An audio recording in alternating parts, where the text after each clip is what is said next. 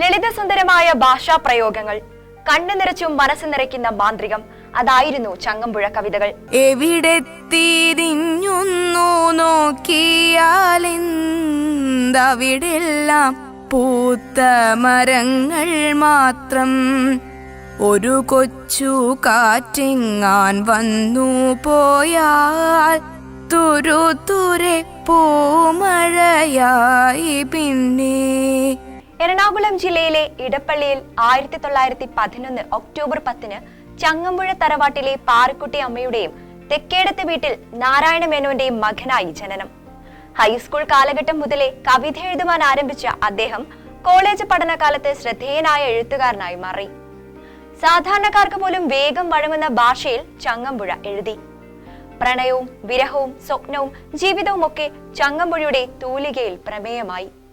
വിദ്യാർത്ഥിയായിരിക്കുമ്പോൾ സുഹൃത്തും കവിയുമായ ഇടപ്പള്ളി രാഘവൻ പിള്ളയെ കേന്ദ്ര കഥാപാത്രമാക്കി എഴുതിയ രമണൻ മലയാളി നെഞ്ചോട് ചേർത്ത് വെച്ചു. കാനനഛായയിലാടുമയ്ക്കാൻ ഞാനും വരട്ടെയോ നിന്റെ കൂടെ, ആവന വീഥികളീ വസന്ത ശ്രീവിലാസത്തിൽ തെളിഞ്ഞിരിക്കും.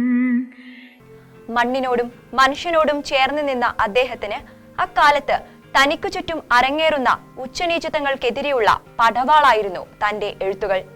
അവശന്മാരാർത്തന്മാരാലംബഹീനന്മാരവരുടെ സങ്കടമാരറിയാൻ, അവരർദ്ധനഗ്നന്മാരാതപമഗ്നന്മാരവരുടെ പട്ടിണി എന്നു തീരാൻ. ഖണ്ഡകാവ്യങ്ങളും പരിഭാഷകളും നോവലുകളും ഉൾപ്പെടെ 57 കൃതികൾ. മലയാളിയുടെ സാഹിത്യ ലോകം എക്കാലത്തും ചങ്ങമ്പുഴയാൽ സമ്പുഷ്ടമാണ്.